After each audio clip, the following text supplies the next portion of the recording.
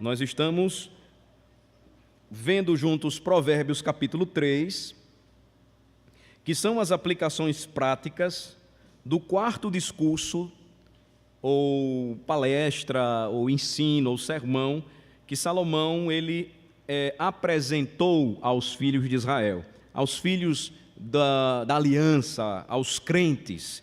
Lembrem-se que este livro ele teve como propósito, primeiro, treinar os filhos. Isso revela o contexto da igreja do Senhor, tanto na antiga aliança quanto na nova aliança, que nunca excluiu a participação das crianças na igreja, na vida da igreja, no aprendizado e no crescimento na fé. Então, essa divisão por classes, por idades, foi algo muito novo, a ideia de que a criança só tem determinado desenvolvimento, determinada aprendizagem, isso foi algo muito recente. Mas algumas ideias recentes, por vezes, não são aplicáveis quando nós vamos estudar a palavra de Deus.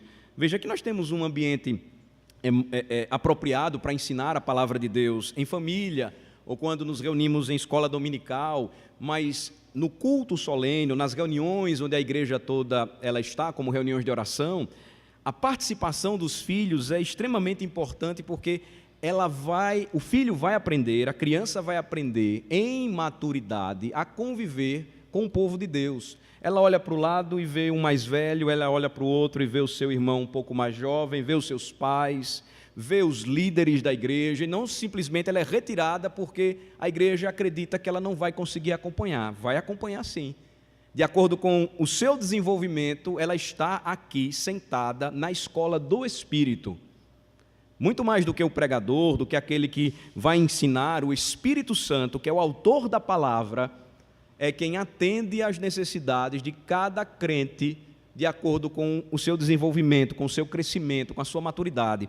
E o livro de Provérbios é extremamente importante para isso, porque nos mostra esse cuidado de Salomão em instruir os filhos de Israel para que eles não seguissem o caminho perverso e com um fim trágico do ímpio descrito no Salmo de número 140.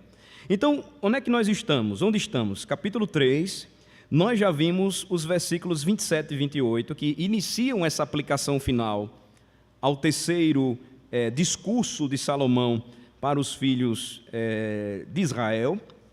Nos versículos 27 e 28, ele disse: não te furtes a fazer o bem a quem de direito, estando na tua mão o poder de fazê-lo. Não digas ao teu próximo: vai e volta amanhã, então tu darei, se o tens agora contigo.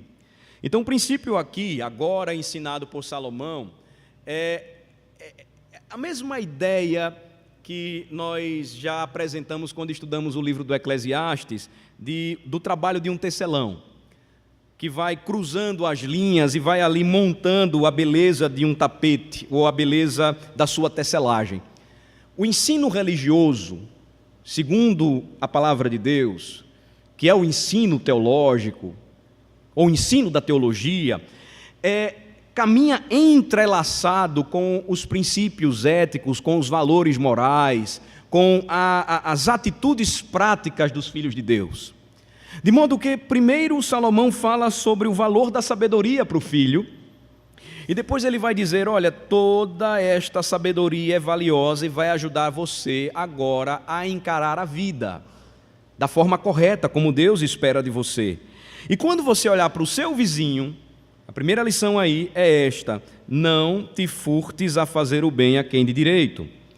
Versículo 28, não digas ao teu vizinho: vai e volta amanhã, se você tem como ajudá-lo, como socorrê-lo. Isso é um princípio claro na Bíblia. Ame ao Senhor de todo o teu coração, ame ao teu próximo como a ti mesmo. Aí agora vejam o que ele vai dizer no versículos 29 e 30, que eu chamo vocês agora a atenção para a gente trabalhar um pouco aqui. Vamos ler juntos os versículos 29 e 30. Vamos lá? Não maquines o mal contra o teu próximo, pois habita junto de ti confiadamente. Jamais pleiteis com alguém sem razão, se te não houver feito mal. Olhem que agora ele vai mostrar que este comportamento dos filhos de Israel jamais poderia ser antissocial. Ele precisaria fazer o bem para o seu próximo, para o seu vizinho, e ele não poderia de forma alguma trair a sua confiança quando este estava esperando dele a prática do bem, a prática da piedade. Vejam só como ele começa no versículo 29. Não maquines o mal contra o teu próximo. Na língua hebraica, a palavra aqui maquinar é a mesma para planejar ou arar a terra. A ideia é que quando alguém faz o mal contra o seu próximo, antes ele preparou o terreno. Não sei se vocês lembram da história de Caim e Abel. E como Caim, ele foi violento para com o seu irmão.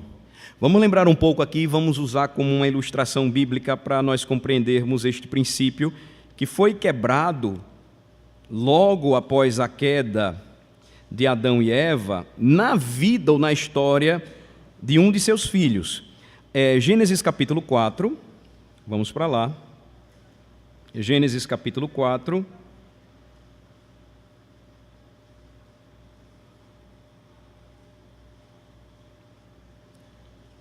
A partir do versículo de número 1. Primeiro livro da Bíblia.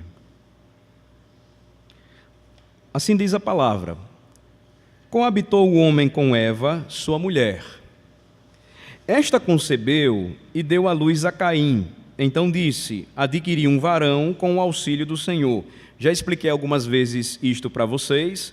A expectativa de Eva pelo Messias era tão grande que esta é a única passagem onde uma mulher na Bíblia chama o seu bebê de varão. Não chamou de menino, não chamou de criança, já chamou de homem maduro, de um homem feito já. E a expectativa dela é que Caim fosse o redentor, a semente da mulher que esmagaria a cabeça da serpente. Então, ela logo deu à luz, diz o versículo de número 2, a outro filho. Depois deu à luz a Abel, seu irmão. Abel foi pastor de ovelhas e Caim lavrador. Aconteceu que no fim de uns tempos trouxe Caim do fruto da terra uma oferta para o Senhor. Abel, por sua vez, trouxe das primícias do seu rebanho e da gordura deste. Agradou-se o Senhor de Abel e de sua oferta, ao passo que de Caim e de sua oferta não se agradou. Irou-se, pois, sobremaneira Caim e descaiu-lhe o semblante. A oferta de Caim não foi aceita. Por que razão? Alguns dizem porque a motivação do coração dele não era a melhor possível. Na realidade, Caim foi desobediente. Após a queda, nós já temos uma evidência não clara, mas implícita, no versículo de número 21, capítulo 3, lembrem comigo, de que o Senhor Deus, ele fez a provisão correta para Adão e a sua esposa, vestindo-os. Porque depois do pecado eles ficaram com vergonha de sua própria nudez. Por que razão? Seus pensamentos agora estavam manchados pelo pecado e Adão não conseguia mais olhar para sua esposa nua, despida, com pureza. E do mesmo modo, Eva para o seu marido, e eles passaram a sentir vergonha um do outro. Eles fizeram logo uma forma de cobrir as suas partes íntimas. O texto diz que eles tomaram, versículo 7 do capítulo 3, folhas de figueira, cozinharam estas folhas e fizeram cintas para cobrir a sua nudez. Mas depois que Deus pronuncia as sentenças por conta da queda, do pecado deles, e lhes promete um redentor, ainda falando do que ia acontecer, dos sofrimentos por conta de seus pecados, antes de expulsá-los do Éden, o versículo de número 21 diz que o Senhor fez vestimenta de peles para Adão e Eva. A ideia então de propiciação, ainda que inicialmente apresentada, ela já iria moldar aquilo que Deus exigiria do seu povo a partir daí, o sacrifício. No culto, sempre alguém precisaria morrer por Adão, por Eva e por todos os seus filhos.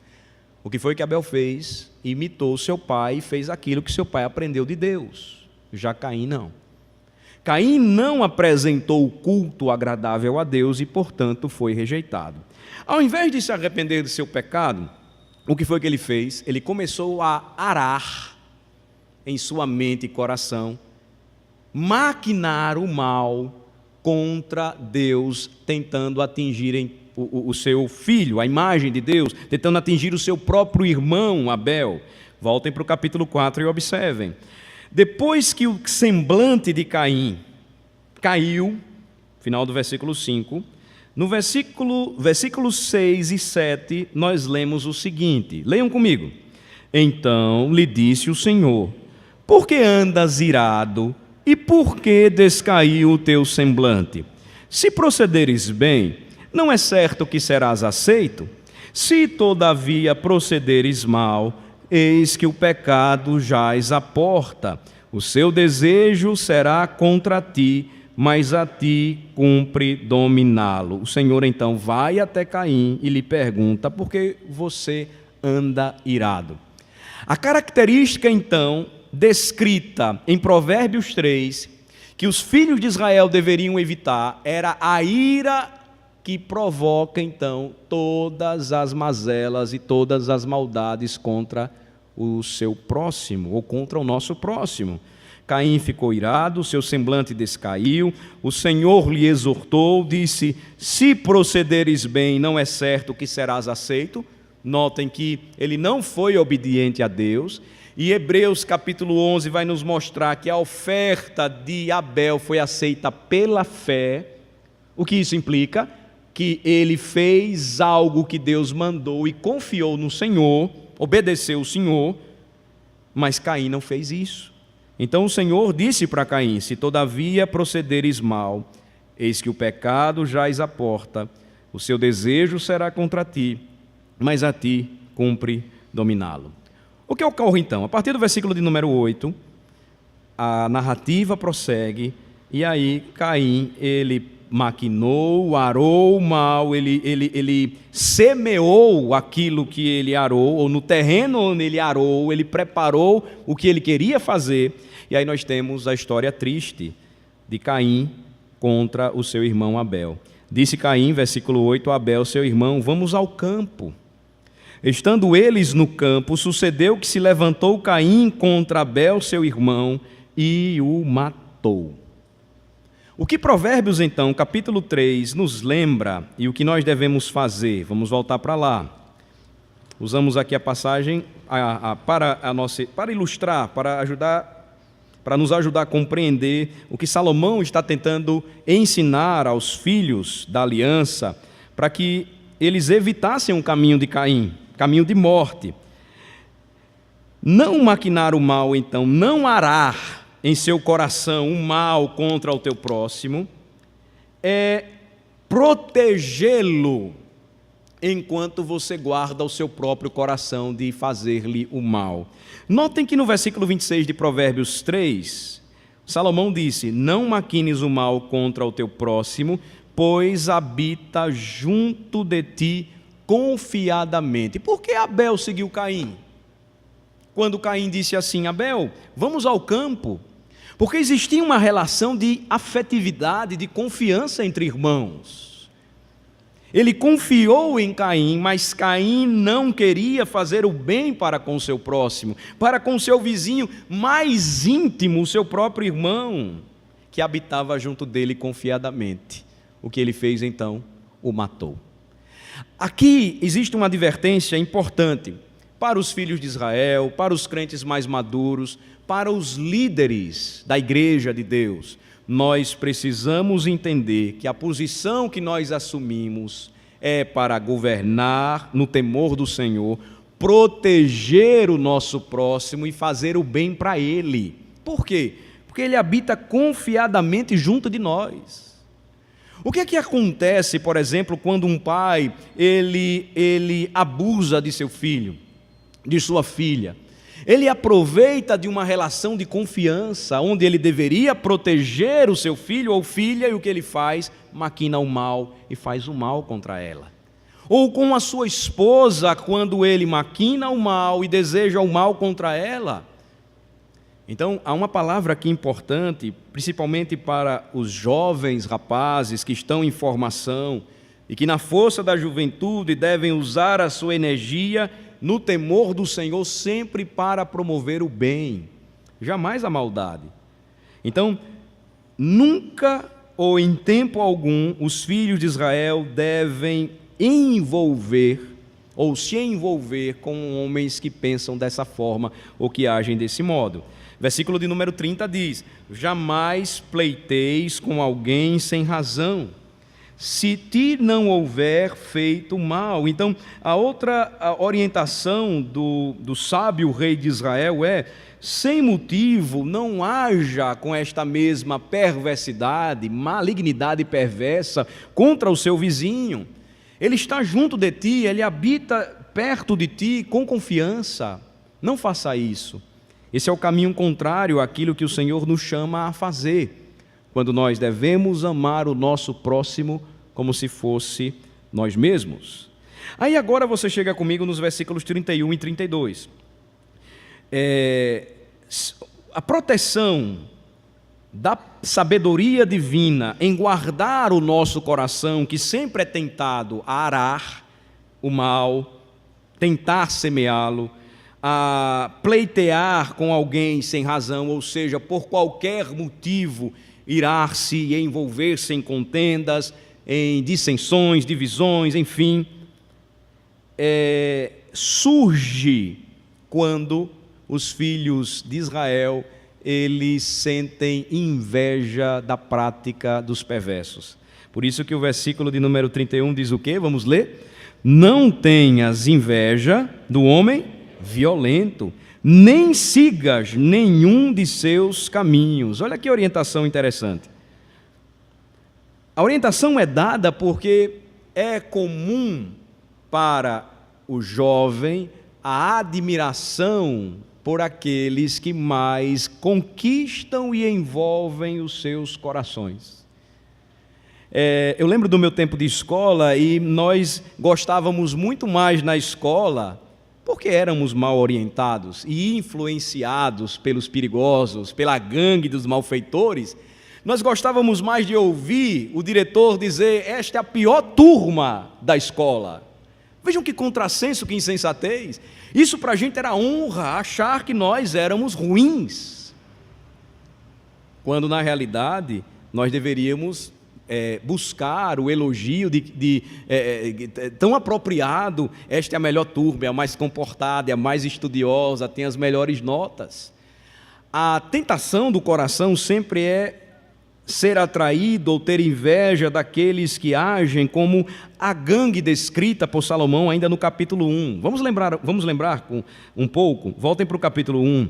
Quando os pais chamam o filho e dizem no versículo 8 em diante: filho meu, ouve o ensino de teu pai, não deixes a instrução de tua mãe, porque serão diadema de graça para a tua cabeça e colares para o teu pescoço. E aí no versículo 10, uma exortação dos pais é esta: filho meu, se os pecadores querem seduzir-te, não consintas. Envolve sedução, envolve atração. Se disserem, versículo 11, vem conosco, embosquemo-nos para derramar sangue, espreitemos ainda que sem motivo os inocentes, e a ideia é de encher os bolsos com os despojos dos inocentes, dos fracos.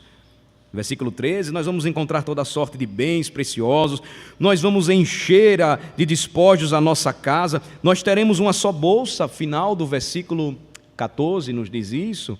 A exortação então do pai, segundo a sabedoria divina, é: filho meu, versículo 15, não te ponhas a caminho com eles, guarda das suas veredas os pés. A ideia permanece a mesma, a verdade está sendo aplicada no capítulo 3, nós estamos vendo aqui. E o versículo 31 é claro, a exortação bíblica é: não tenhas inveja do homem violento, nem sigas nenhum dos seus caminhos. Por que razão? Essa deveria ser a razão mais importante para nós. Versículo de número 32. Vamos ler juntos, do Provérbios 3. Vamos ler. Porque o Senhor abomina o perverso, mas aos retos trata com intimidade. Porque o Filho de Deus não deve ter inveja da gangue dos perversos, daqueles que amam a perversidade, praticar o mal, maquinar o mal contra o seu próximo, aproveitar de sua confiança para enganá-los, derrubá-los, tirar vantagem, pleitear contra eles, tentando tirar deles sem motivo algum, sem que eles tenham feito nenhum mal. O motivo é que estes amam a perversidade, mas o Senhor diz: não faça isso, porque eu abomino o perverso. Versículo 32 diz: o Senhor abomina o perverso. E outras passagens no livro de Provérbios reforçarão esta verdade para nós nesta noite. Eu queria chamar você para nós observarmos algumas passagens aqui juntos. Vejam Provérbios 23. Provérbios 23.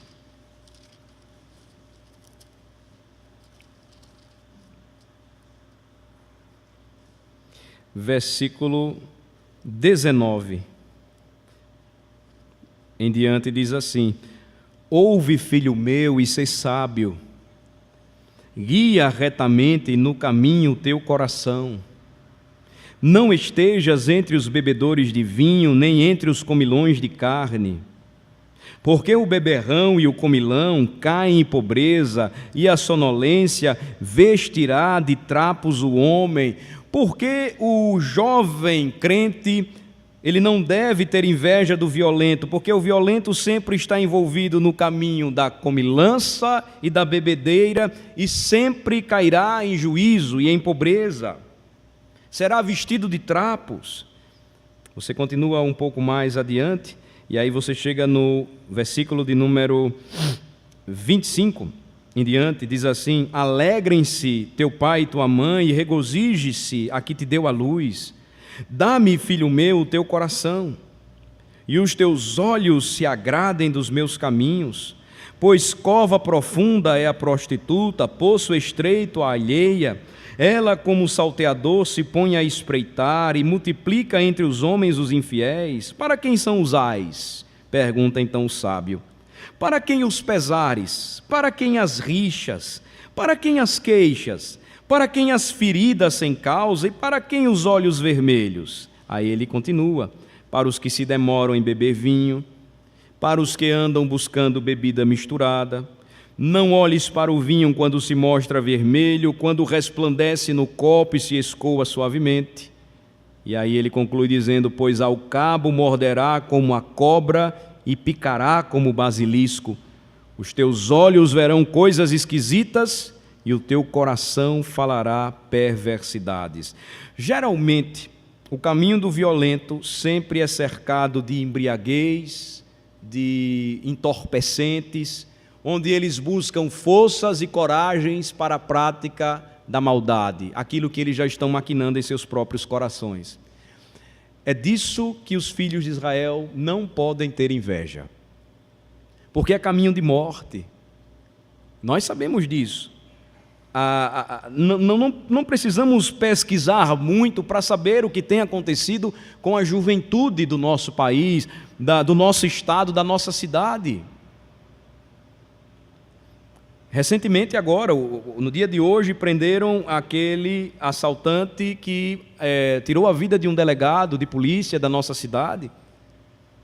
Ele confessou que tinha ido com o objetivo de roubar mais um celular. Com ele existiam vários celulares roubados. E aí ele tira a vida de uma pessoa por um celular. Vejam a que ponto chega aqueles que se envolvem com o crime e com a violência. Eles perdem todos os valores, perdem todos os direitos, eles perdem toda a orientação, eles se esquecem de tudo, eles vivem sem lei. Mais uma vez eu lembro, o caminho da sabedoria então, ensinado por Deus em sua palavra, caminha entrelaçado com os fios da nossa vida, do nosso comportamento, do nosso andar, do nosso falar, do nosso agir. Então, filhos de crentes jamais deveriam amar ou ter inveja de andar em tais caminhos de violência e perversidade. Por quê? Porque o Senhor abomina. Aí você vai comigo para Provérbios 15, versículo de número... Provérbios 15, versículo de número 8 e 9. Vamos ler juntos. E aí vejam só o que a palavra nos diz. Vamos ler? O sacrifício dos perversos é abominável ao Senhor, mas a oração dos retos é o seu contentamento. O caminho do perverso é abominação ao Senhor, mas este ama o que segue a justiça. Então, muitos dizem ou afirmam crer em Deus, mas crer em Deus, segundo o apóstolo Tiago nos ensina na palavra, é algo que até mesmo os diabos também professam, e mais, eles creem e tremem. A fé deve produzir uma vida piedosa, é a confiança de que a nossa segurança está no Senhor e a provisão dele é certa para aqueles que o amam, porque Deus abomina o homem perverso. Se nós ainda examinássemos outras passagens no livro de Provérbios, poderíamos verificar, por exemplo, Provérbios 19. Somente no livro de Provérbios, veja quantos ensinamentos nós podemos extrair sobre este assunto. Provérbios 19. O homem de grande ira tem de sofrer o dano, porque se tu o livrares, virás ainda a fazê-lo de novo. Mas o que é que os direitos humanos dizem? Não. Os homens se afastam das leis de Deus, não punem os homens perversos de grande ira da forma correta, segundo os seus crimes. O que é que acontece? São soltos e voltam a praticar as mesmas perversidades. Recentemente, de forma triste, não sei se vocês acompanharam, um padre, um sacerdote da Igreja Católica Romana, passou um tempo preso por vários crimes envolvendo abuso de crianças, pedofilia.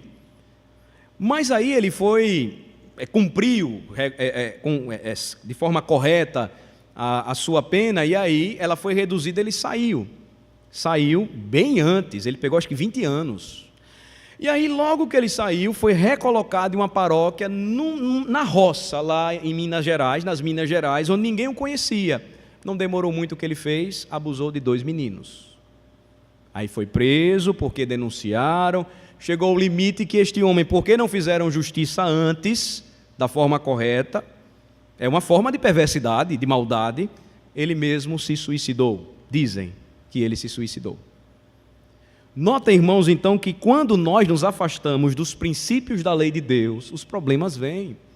E o que a Escritura diz é que estas coisas elas vêm contra aqueles que são violentos e que praticam a perversidade, porque Deus os abomina. Ele não aceita esse tipo de comportamento ou de prática, e longe, de forma alguma, isso não pode acontecer no meio dos filhos de Israel. Para a gente terminar, voltem para Provérbios 3, e aí você tem o encerramento desta aplicação com os 3 últimos versículos que, por eles mesmos, já nos ensinam bastante. Vejam só, eu queria que vocês lessem comigo agora do 33 ao 35, e a gente fecha então o capítulo 3 hoje. Vamos ler. A maldição do Senhor habita na casa do perverso, porém a morada dos justos ele abençoa. Certamente ele escarnece dos escarnecedores, mas dá graça aos humildes. Os sábios herdarão honra, mas os loucos tomam sobre si a ignomínia. Deus, em outra passagem, o versículo 34, no Novo Testamento, em Tiago e em 1 de Pedro, outra tradução diz: Deus resiste ao soberbo, mas dá graça aos humildes. Esta finalização, então, das lições aqui práticas a respeito do valor da sabedoria para os filhos de Israel, deve ser bem guardada em nossa mente e coração. Versículo 33 diz que a casa do perverso é amaldiçoada. A maldição do Senhor habita na casa do perverso. Não adianta ele praticar a maldade, ele maquinar o mal, planejá-lo contra o seu próximo, ser violento em seus caminhos, emboscar pessoas e derramar sangue. O Senhor não o abençoa. Porém, a morada dos justos, ela é abençoada. E por quê? Por que razão? O justo pode até caminhar nesta terra em meio à injustiça, mas ele sabe que está guardado e seguro e tem a bênção do Senhor, é o que mais importa para nós. Nós podemos ser tentados, e os nossos filhos também, e por isso que o cuidado de guardar o coração da criança, ensiná-la no caminho que deve andar, de achar fácil, de achar até admirável este estilo de vida tão comum em nossos dias, mas que a Bíblia chama de perversão daquilo que Deus espera que os filhos de Israel, crescendo e amadurecendo, vivenciem. Cuidem do seu próximo, cuidem do seu vizinho. Certamente, diz o versículo 34, Deus escarnece, ou seja, zomba destes homens que são reconhecidamente zombadores, porque se praticam a maldade contrária à vontade de Deus, eles estão afrontando ao Senhor. Mas aos humildes, ou seja, aqueles que reconhecem a sua necessidade de Deus, Salomão diz, o Senhor concede graça. Aí, versículo 35 encerra dizendo, os sábios herdarão honra, mas os loucos tomam sobre si a ignomínia, a vergonha. Então, estes valores são muito mais valiosos do que prata e ouro, e este é o ensino que precisa ser sedimentado no coração dos filhos do pacto. E eles precisam ver estes valores sendo priorizados na vida dos pais, na vida dos líderes do rebanho, da igreja de Deus. Porque senão, irmãos, o que acontece é que nós vamos oferecer um sacrifício como perversos.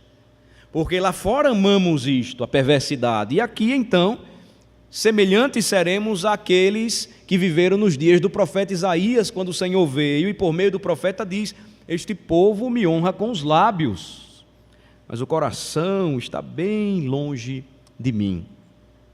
Eu encerro lembrando aos irmãos que o grande Rei da sabedoria, o Senhor Jesus Cristo, ele nos disse, bem-aventurados os humildes de espírito, porque deles é o reino dos céus.